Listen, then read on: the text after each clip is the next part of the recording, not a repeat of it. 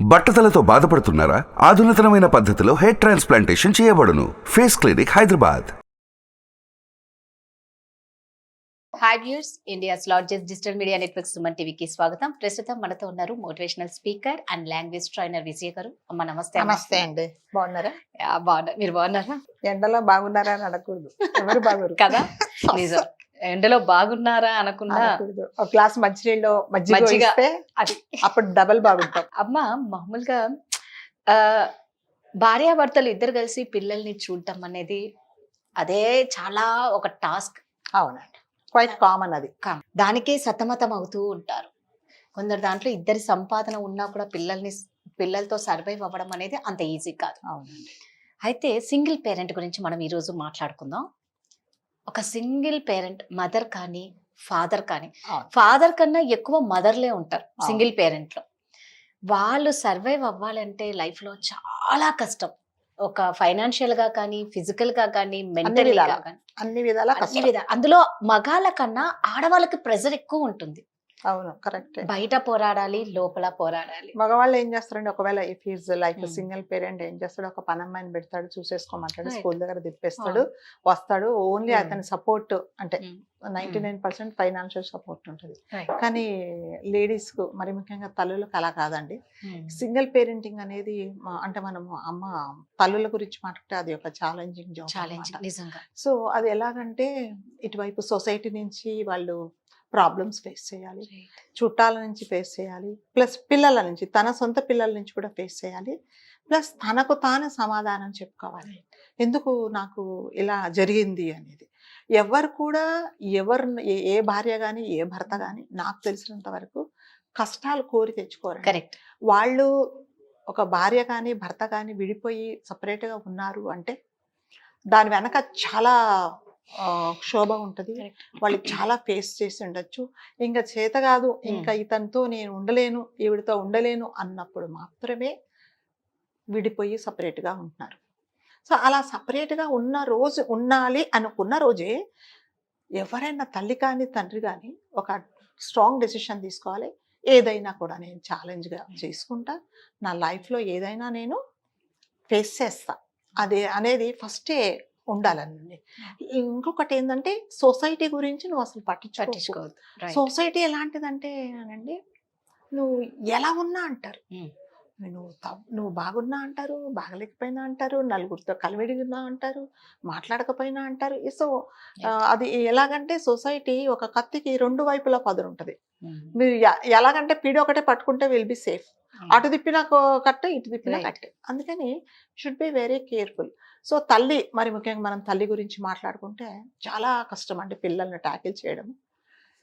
అంటే దురదృష్టవశాత్తు, ఒకవేళ ఏదైనా దురదృష్టమే, ఏది జరిగినా కూడా ఒకవేళ అలా విడిపోయి ఉంటే పిల్లలకు అంటే వాళ్ళు అర్థం చేసుకుంటే స్టేజ్కి వచ్చినప్పుడు చెప్పడమే మంచిదండి. ఎందుకు విడిపోవాల్సిన పరిస్థితి వచ్చింది, ఎందుకు మీకు తల్లి కానీ తండ్రి కానీ లేదనేది మనం పిల్లలకు చెప్పినప్పుడు, అంటే ఇన్స్టెడ్ ఆఫ్ లైక్ నలుగురు మీ అమ్మ ఇలా చేసింది అందుకే మీ నాన్న నుంచి వెళ్ళిపోయింది అని చెప్పే బదులు, 4 మాటల బదులు, అసలు నువ్వు లైఫ్లో ఎందుకు ఇలాంటి నిర్ణయం తీసుకున్నావు, ఎందుకు నాన్నను వదిలిపెట్టాల్సి వచ్చింది అనే పరిస్థితి నువ్వు పిల్లలకు చెప్పినప్పుడు, ఏ పిల్లలు కూడా తన తల్లిని బాధించే తండ్రితో ఉండమని ఎవరు సజెస్ట్ చేయరు కదా, ఎవరు సజెస్ట్ చేయరు.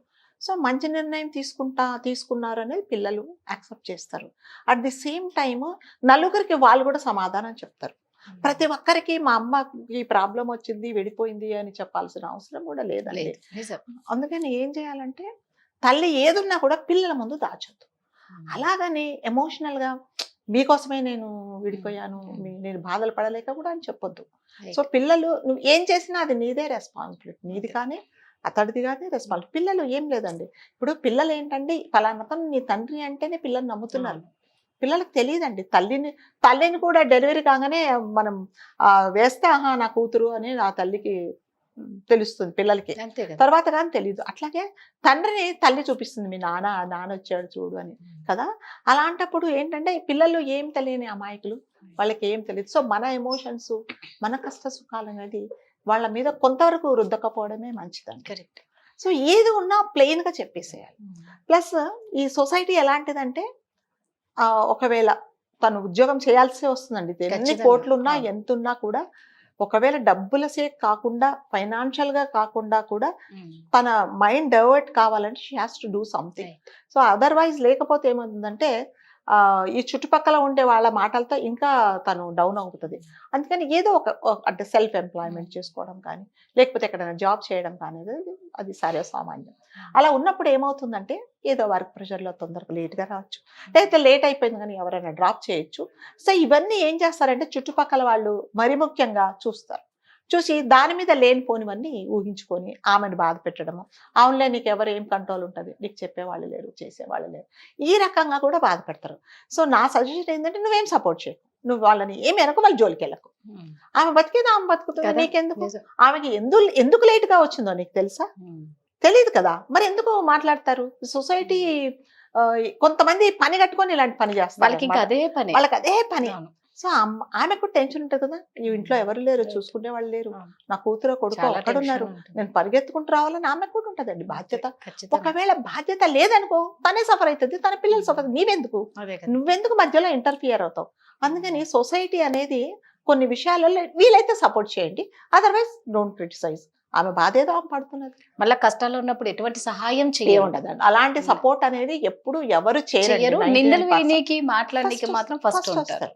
సో అందుకని ఏం చేయాలంటే తల్లి ఏం చేయాలంటే ఇలాంటి పరిస్థితి వచ్చినప్పుడు పిల్లలకు చెప్పింది కాబట్టి పిల్లలు అర్థం చేసుకోండి, పిల్లలే కాబట్టి వాళ్ళతో ఎక్కువ టైం, అంటే తండ్రి లేని లోటు నువ్వు తీర్చేలాగా వాళ్ళతో కొంచెం టైం స్పెండ్ చేయడము, ఏదన్నా కలిసి అందరు కలిసి ట్రిప్కి వెళ్ళడము, లేకపోతే ఆ పిల్లల పేరెంట్స్ ఉంటారు కదా వాళ్ళతో పాటు నువ్వు కూడా ఒక టీమ్గా ఉండి ఉన్నప్పుడు వాళ్ళకి కొంచెం mind divert, even they will also feel happy. సరే మా నాన్న లేకపోతే మా అమ్మ నాకు అన్ని చూస్తుంది కదా, నాకేం లోటు తెలియదు అనేది వాళ్ళకు కూడా అంత డిప్రెషన్ ఉండదు. కాకపోతే ఏంటంటే చిన్నప్పటి నుంచే ఇప్పుడు తండ్రి లేకపోయేటికి మీ నాన్న లేడు కదా, మీ నాన్నటి పని చేసేవాడు, నువ్వు ఈ పని చేయి, నువ్వు నాకు సపోర్ట్ చెయ్యి అనేది ఒక ఏజ్ వచ్చేంత వరకు వాళ్ళకు కూడా మన రెస్పాన్సిబిలిటీస్ మనం కూడా అప్పచెప్పకూడదు. ఎందుకంటే వాళ్ళకు చదువు ప్రెషర్ ఉంటుంది, ప్లస్ సొసైటీలో ఇప్పుడు పేరెంట్స్ టీచర్స్ మీటింగ్ జరిగినప్పుడు తండ్రి రాకపోతే వాళ్ళకు కూడా అలాంటి ఫీలింగ్ ఉంటుంది. సో అది కూడా మనం అర్థం చేసుకోవాలి. సరే మన కర్మానికో ఏమో అలా జరిగినంత మాత్రాన మనం కుంగిపోకుండా మన ఎమోషన్స్ వాళ్ళ మీద రుద్దకుండా మనము వాళ్ళని కొంచెం మంచిగా చూసుకుంటే పిల్లలు బాగానే ఉంటారండి మనతో. ఇంకొక పాయింట్ ఏంటంటే సరే విడిపోయారు, చట్టబద్ధంగా విడిపోయారు, అది ఇంకొక పాయింట్ ఏంటంటే ఒకవేళ దురదృష్టవశాత్తు తల్లి కానీ తండ్రి కానీ చనిపోతే కొంతమంది నాకు కొంతమంది ఏం చేస్తారంటే చెప్తే పిల్లలు ఎక్కడ ఎమోషన్ అయిపోతారేమని, మీ నాన్న లేడు ఇక్కడ, బయట వేరే దేశంలో ఉంటాడు, తరువాత వస్తారు, ఇలా చెప్తారు. చెప్పిన తర్వాత ఒక ఫైన్ మార్నింగ్ తెలిసింది అనుకోండి, ఒకసారి మీరు ఆలోచించండి పిల్లలు ఎంత మానసికంగా ఎంత ఉన్నదేదో చెప్పేసినప్పుడు లేదు. కొంతమంది మీ అమ్మ ఇలా చెప్పిందా, మీ నాన్న ఎప్పుడు చనిపోయాడు అని చెప్పారు. అప్పుడు పిల్లల పరిస్థితి ఒక్కసారి మీరు ఆలోచించుకోండి. ఉన్నదేదో చెప్పేసాయి, పిల్లలు కాసేపు ఏడుస్తారు, అమ్మ మన విధ అంటావు, నాన్న ఇలా అయిపోయింది, నాన్న ఇలా అయిపోయినారు, సో అమ్మ ఇలా అయిపోయిందని చెప్పండి. అలాంటప్పుడు పిల్లలు ధైర్యంగా ఉంటారండి, అవును అయిపోయింది కదా అని. వాళ్ళు కూడా ఎవరైనా అడిగితే సమాధానం చెప్పడానికి ఉంటారు. ఇంకో థర్డ్ పాయింట్ ఏంటంటే ఎప్పుడైతే నువ్వు భార్య నుంచి కానీ భర్త నుంచి కానీ విడిపోయావో ఆ రోజే నువ్వు ఒక నిర్ణయం తీసుకోవాలి, నేను పిల్లలతో ఉండగలనా, లేకపోతే నేను మళ్ళీ నా లైఫ్ నేను వేరే సెటిల్ చేసుకోవాలనేది నువ్వు ఖచ్చితంగా నిర్ణయించుకో. ఒకవేళ నీకు అలాంటి ఆలోచన ఉంటే అది ఏంటంటే అఫీషియల్గా చేసుకో. ఈ అక్రమ సంబంధం అనేది అది చాలా అన్అఫీషియల్గా ఎవరితో ఎలాంటి లింక్స్ పెట్టుకోవద్దు. దాని మూలాన ఏమవుతుందంటే పిల్లలు ఎఫెక్ట్ అవుతారు. ఇప్పుడు వచ్చేవాడు ఎవరైనా కానీ, ఒక లేడీ అయినా కానీ ఇంకొకరైనా కానీ నీ మీద మోజుతోనే వస్తారు, నీ పిల్లలు మోజుతో రారు. నువ్వు చేసిన పాపానికి పిల్లల్ని ఎందుకు నువ్వు బాధ పెడతావు? అందుకని ఇలాంటిది ఏదున్నా అఫీషియల్గా చెప్పు. ఇదిగో నేను ఇలా అనుకున్నా, నేను పెళ్లి చేసుకోదలుచుకున్నా, మరి లేదా అతనికి చెప్పాలి, ఇదిగో నాకు పిల్లలు ఉన్నారు, మరి నువ్వు అందరం కలిసి ఉంటామా, లేకపోతే పిల్లలు లేదు నాకు నువ్వే కావాలంటే అప్పుడు నువ్వు ఆలోచించుకోవాలి. అంటే నీ పిల్లల్ని యాక్సెప్ట్ చేయడు, అతను నిన్ను యాక్సెప్ట్ చేస్తున్నాడు. ఓకే, అలాంటప్పుడు నువ్వేం చేయాలి, మరి పిల్లలకు చెప్పాలి, నేను ఇలా అనుకుంటున్నాను, మరి మిమ్మల్ని హాస్టల్లో ఉంచడమా లేకపోతే మరి ఏంటి అని మీరు ఆలోచించుకొని చేసుకోండి. అంతేగాని ఇల్లీగల్ కాంటాక్ట్స్ పెట్టుకుంటే మాత్రం అది ఎవరి లైఫ్లో కూడా అది మంచిది కాదండి. ఏదైనా కూడా అఫీషియల్గా ఉండాలి. మరి ముఖ్యంగా మళ్ళీ చెప్పేది ఏంటంటే ధైర్యంగా ఉండండి, పరిస్థితులను ధైర్యంగా ఎదుర్కోండి. ధైర్యంగా ఉంటే మీరు ఏదైనా సరే మీకు మీరు సమాధానం చెప్పుకోండి. ఎవరు సమాధానం Right. చెప్పాల్సిన అవసరం లేదండి. అవసరమే లేదు. ఎవరి గురించి ఎవరిని కోసం చేయాల్సిన హక్కు ఎవరికీ లేదు. వాళ్ళు కష్టపడి వాళ్ళ సంపాదనతో వాళ్ళు బతుకుతూ వాళ్ళ అష్ట కష్టాలు పడుతూ నిద్రాహారాలు మాని వాళ్ళు టెన్షన్ పడుతూ అంతే. ఉంటే వీళ్ళకందరికీ సమాధానం చెప్పుకుంటూ పోతే ఇంకా లైఫ్ లో ఏం లేదండి. చెయ్యలేదు. వీళ్ళకి తెలుసా వాళ్ళు ఎన్ని రాత్రులు నిద్ర లేకుండా అవును. ఎంత కుంగిపోయి చాలా. ఎంత బాధపడుతున్నారో వీళ్ళకి తెలుసా అండి? తెలీదు కదా. మనం ఎందుకు మాట్లాడాలి వేరే వాళ్ళ గురించి? వీలైతే సహాయం చెయ్యి, లేకపోతే పక్కకు జరిగిపో. అంతే. అంతేకాని ఇలాంటి మాటలు మాట్లాడి మనం వాళ్ళను మానసికంగా మనం కృంగదీయకూడదండి. కరెక్ట్. వాళ్ళకి ఇంకా ఏదో చేతనైతే ధైర్యం అన్నా చెప్పాలి. ధైర్యం చెప్పు, లేకపోతే వదిలేసే. వాళ్ళు అసలు ఆ టైంలో ఎలా ఉంటుందంటే ఒక ధైర్యాన్ని ఓదార్పునే అంతే కోరుకుంటారు. అంతే.